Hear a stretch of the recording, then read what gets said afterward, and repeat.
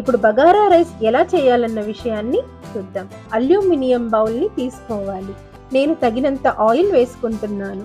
చెక్క, లవంగ, యాలక్కులు, ఒక బిర్యానీ ఆకు వేసుకోవాలి.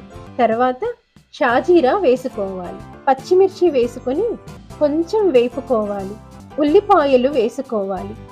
ఆనియన్స్, పచ్చిమిర్చి ఒక 2 మినిట్స్ మనం ఫ్రై చేసుకున్నాక పుదీనా ఆకులు వేసుకోవాలి. ఇప్పుడు నేను కొంచెం సాల్ట్ యాడ్ చేస్తున్నాను. అల్లం వెల్లుల్లి పేస్ట్ వేసి ఒక 2 to 3 మినిట్స్ వరకు ఫ్రై చేయాలి. ఒక గ్లాస్ రైస్కి 2 గ్లాస్ ఆఫ్ వాటర్ తీసుకోవాలి. ఇప్పుడు నేను కర్డ్ యాడ్ చేస్తున్నాను. వాటర్ బాగా బాయిల్ అయ్యాక రైస్ యాడ్ చేసుకోవాలి. అంతేనండి. ఇప్పుడు ఒక 10 మినిట్స్ వెయిట్ చేస్తే ఎంతో టేస్టీగా ఉండే Telangana special bagara rice ready.